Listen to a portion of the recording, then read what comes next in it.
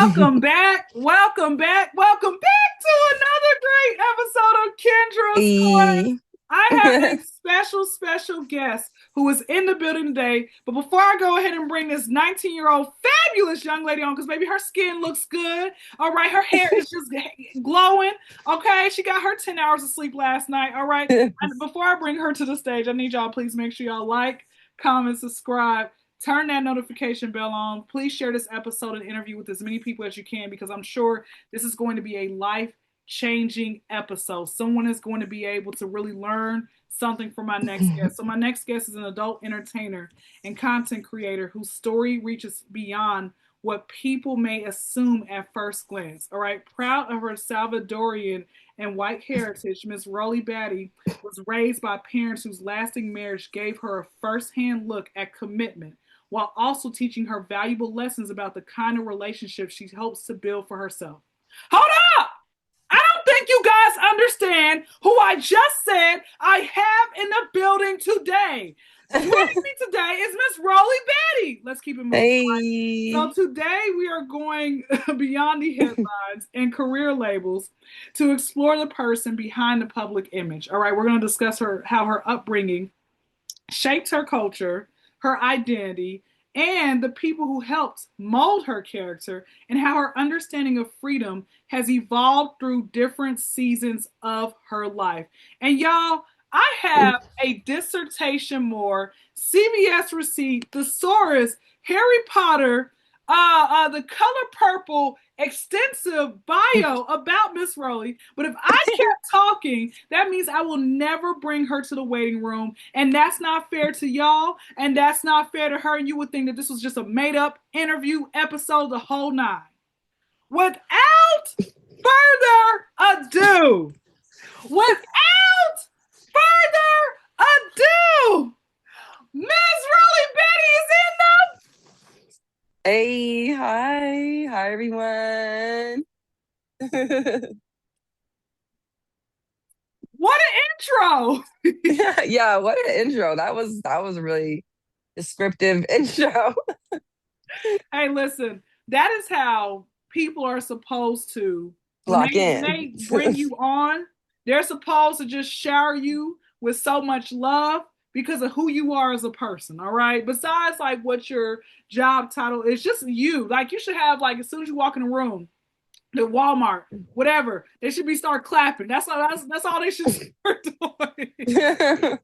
That's hilarious. Yeah. So, guys, let me before we get started with the main questions, I wanna go to one of the first things. Like, when I came to Miss Rollii's DM, and I'm actually glad that she's one of the people who actually checks her DM, because Yeah. some people, man, they might have only 200 or 300 followers and they don't check their DMs. I'm like, guys, come on now, what are you doing, right? But she checked her DM, and then she said, "Hey, I just want to let you know, I do porn." I'm like, "Yeah, like, I interview y'all. I've been on a roll." And Uh, she's not the first person that actually has said this. So it sparked my curiosity. And this is, like I said, just kind of before we get to our main question. And she was kind of telling the mhm. story in the earlier, but I said, wait, hold on, let's save that for the podcast, because I feel like this is going to be really great. Tell us about how, like, when you asking me that question, was it because you Mhm. have had people who were like, wanted just to interview you because, okay, she's pretty and all that type of stuff, and they didn't really know what they were getting themselves into, or what exactly happened for you where you said, okay, before I go on this person's podcast, they have to know what I am, and you're gonna have to really put this out. You don't waste my time, X, Y, and Z. Go ahead. Yeah, yeah. So my first ever like podcast interview was with this guy, and it was also through Instagram. He found me on Instagram and said he wanted to do an interview, and I was down, and it was a collab, so I was open to it. Like, he asked me, I mean, I even gave him ideas like, do you want to meet me like at a nice view? Like, I know a nice view spots, like where I go to with my friends, just like so he could get more personal with me. And we were down. I mean, he was down. We did like at least two, three spots. And like, but when the questions came down to it, like he kind of didn't even know what to ask me, and it felt like very unprofessional. And then I was kind of concerned of like if this podcast interview video was ever going to be put out. And this happened like over 6 months ago, I think, and it's still not out. And the guy like ended up, it's so crazy because recently the guy like I seen he posted on his story and I was like, oh my God, this is the guy that interviewed me. Like he hasn't been posting at all. Like, so I DM'd him and I was like, hey, like, what's going on with my interview? Like I wanted to share it, post it, a clip of it on my story, like, like like for my fans to Yeah. see. And he was like, oh, it's still in progress and Still in yada, progress. yada, yada. Yeah. And I'm like, what are you waiting for? Like, I'm just so confused.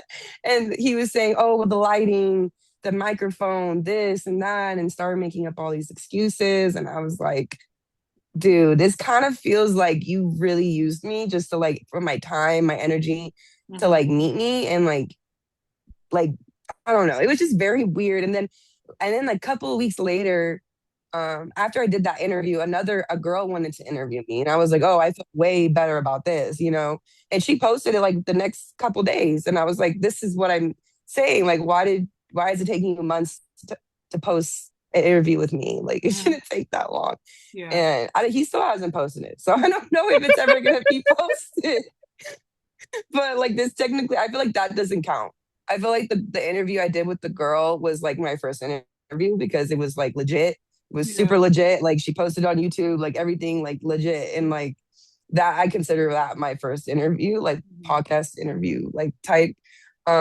And this would be considered my second, with Got you. another female that I feel like I could, is definitely respectable and trustworthy and is about your work because yeah, you have so much, content and everything. So I don't have that feeling with you either. So I don't have yeah, time to waste people. You know what? Just like how you had that guy waste your time, I have yeah, a time waster for me is when I go into people's DMs and mm, or email them and I'm like, hey, I would like to do interview with you, and they're like, oh yeah, I yeah, definitely want to do it. So I get their information, I set everything up, and they don't show up. right, Or and then when I yeah, follow up, because I'm like, I understand that things happen, right? Maybe you could probably got sick. A lot of people in the industry have kids, so as a parent, I understand. But for you not to have even said anything or just whatever, and it's like, bro, I literally got your thumbnail ready. I did my research with the questions, and for you not to even show no, up, you're no yeah, call no show. But also what somebody told me in this industry,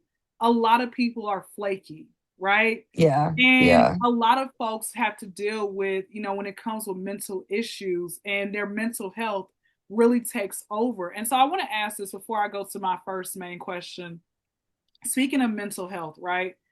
Take us mm, back to the very first or most memorable time where you realized within yourself, maybe you saw it with a close family, like a family member. I know you said you're only child, but maybe you saw yeah, it with like a close family member or so, but like, or maybe within yourself, but like when it came with mental health, how yeah, you first knew, like, all right, this is what depression is. I may not actually have a name for it, but I'm not feeling right, or there's something off with this individual, or schizophrenia, or whatever it mm, might be. mm. So you're asking if I've come across that Yeah, like in the the first or industry? most memorable time, not even in the industry, just like before you got into the industry, like when you realize about like mental illness and seeing that either firsthand or maybe you had dealt with it or anything in that realm. For sure. I feel like when I was in the group homes, that really did take a toll on my mental health Mhm. um and that definitely like I think I was taking medication. I think that the group homes were like medicating us to like I guess feel better. I don't know. Like, but I remember they had like med time and you would have to take meds before you go to bed. And Yeah, I think honestly they gave me meds to help me sleep because it was hard for me to fall asleep in a bed I didn't know. yeah, Um, and that was pretty hard, but it did get me through a lot of shit. Like, and the people there did teach me a lot about like respecting yourself and mhm, not being afraid to talk about how you're feeling. And, in my childhood, it was hard for me to talk about my feelings yeah, with my family yeah. because my dad is just so like Strict. strict and old fashioned. And like, I feel like he wouldn't really hear me out. So they taught me how to speak about my feelings. And they also had a therapist there. And like, the therapy really helped me transition into like the woman I became because I was in there when I was 16. So I was like transitioning into like a young adult, like, going into 18. So Mhm. I always look back at the group homes because now my assistant I just hired. We went to the same group home together. So Really? I just reconnected with her and she told me about a lot of girls that were bullies. Like they were bullying me. Like one of them passed away due to like Mm. heart problems, and like that really was like, whoa, like, like it's crazy how some of the girls like passed away already, and like me and her, like my assistant, are still grinding, still hustling, still getting to the bag, like not letting that affect us, But I know a lot of girls were struggling after they left the group homes. And it is very sad to hear, due to mental health or drug abuse or finance, like, not financially, but like, yeah, I feel like a lot of girls dealt with those type of mental health and everything. But yeah, for me, I just moved on from all of it, and I made it. I used it as like my power, So yeah. Got you. And one of the questions I was gonna ask you was, with any of the people in that, group home, because I remember after doing some research, you were talking about how you dealt with a lot of fighting and in that place and the cattiness and stuff. I didn't know if there was Hmm. anybody that you did still, years later keep in contact with, but it's cool that you actually met, when it came with your assistant. Let me ask you, did any of Hmm. your bullies ever reach out to you and say, "Hey, I'm sorry," or you still haven't received that? Um, no. I'm really trying to think. I'm like, no, no, none of my bullies. And it's crazy because men were bullying me too. So What? men would bully me for my weight or how I looked, like Yeah. all those things. And now they're like in my OnlyFans DMs Of being course they like, are. yo, can me and the guys like run a train on you? And I'm like, whoa, whoa, whoa, whoa. Like, wait a minute. Wait a minute. Y'all were all making fun of me. Wait a minute. Like, how y'all in my DMs now? So Mhm. I've had a couple of guys do that for sure. A couple, it won't be girls. Girls are too high in their pride. They will not do that. But the guys have definitely like slid in my DMs trying to be like, oh, you remember me from high school? Or you remember me from, when you used to live in Long Beach or used to live in Yeah. Compton or, Yeah. so I get a lot of DMs like that too. Got you. I know Yeah. for a fact, like I said, I've dealt with bullying from cyberbullying to just, regular, just, you know, Hmm. in my face type, classmates bullying. And it really weighed on Hmm. my self esteem for so long, right? When, at Hmm. what point, because I know it can definitely, because words do hurt and it really will weigh on your self esteem, especially you're dealing with dad strictness and this, you're trying to figure yourself out. When did you finally get to a place in your life where you gained a hold of your self-esteem and it got a lot better, or is that still something that you struggle with, from time to time? Um, I do sometimes struggle with my self-esteem, but Mm-hmm. most of the time I really just have that mentality like I've worked so hard and like um I've worked so hard to where I'm at right now. And so like I feel like no girl could like take that away from me. And that's why I feel like I'm so confident because like even when I like go outside, it's hard to go outside. Like sometimes I just can't get away. Like guys will be jumping out their cars, making you turning, like doing a whole U-turn, trying to like pull over, or even guys will like pull up right next to my car while I'm in the car driving and trying to holler at me. And those things can be scary That's because you don't annoying. know who's behind, you don't know who's under that window or behind the window, because sometimes they have tint, so you don't really know who's Yeah. behind the window but yeah, like I feel like all that does kind of boost me up a little bit, but it's also scary too, No, it like is. I sometimes get scared when guys come and like talk to me because I don't know what their intentions are. Yeah. So sometimes I look at it being like a curse, sometimes like, but then it's also a blessing too.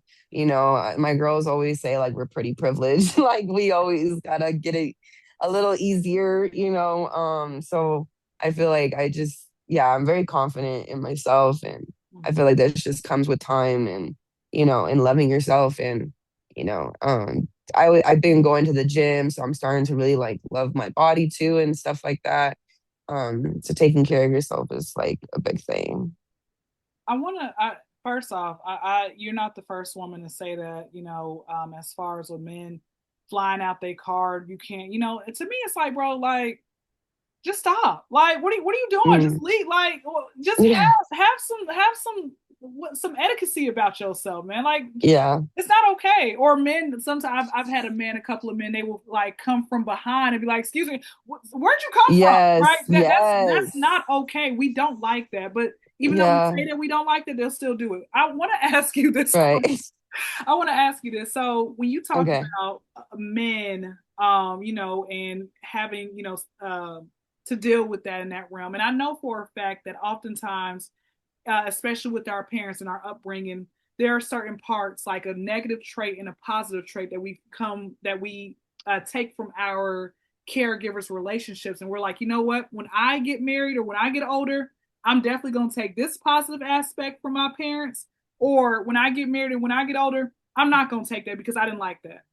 What is one Mm. positive and one negative aspect that your parents taught you relationship wise from watching their marriage that you said, I'm going Hmm. to take and I'm not going to deal with in my relationship?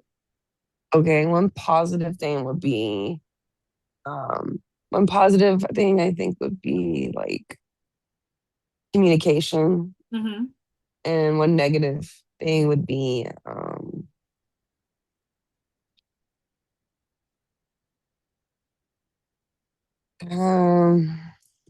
I guess like, bringing each other down. Yeah. When you're not having a great day, like taking it out on your partner.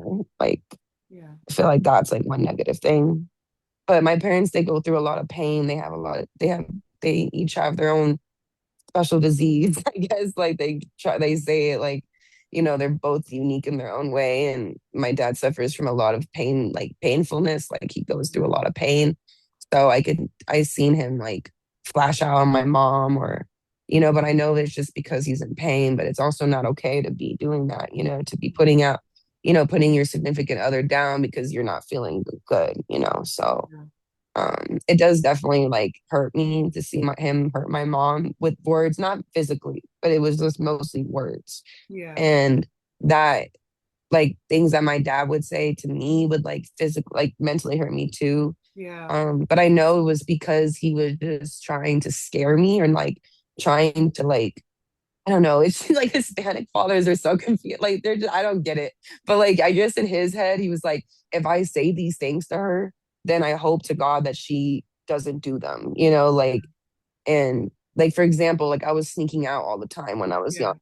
Yeah. My dad would say like, I hope I this is fucked up. I know this is gonna be so fucked up. Like he would say like, oh, I hope I don't find you in a trash can, dead in a trash can, or dead in the What? ditch, or stuff like that. And I was like 16 hearing that. So it was like, whoa, like, I didn't even think about that because I'm like sneaking out to go see my friends. I feel like my dad just saying that to scare me straight, Yeah. but it was like, you don't say those You things, don't say that. you don't say that. But in his head, he's like, oh, I'm gonna try to say these fucked up things to scare her, so she doesn't sneak out or do or rebel or whatever. But it just drove me to do it more. Like, yeah. So yeah. So I feel like I definitely don't like the negative part would be like yeah, negative remarks, I guess. Yeah. Got you. Now, one of the things I want to, and I'm sorry that, your father definitely, said that, but also you say you can understand because of the pain that he's gone through. So he's not going to always be there in the way that you want him to be.